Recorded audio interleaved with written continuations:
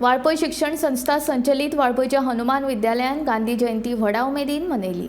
हे निमतान विद्यार्थ्यांनी आणि शिक्षकांनी मेळून वेगवेगळे कार्यावळी केल्या।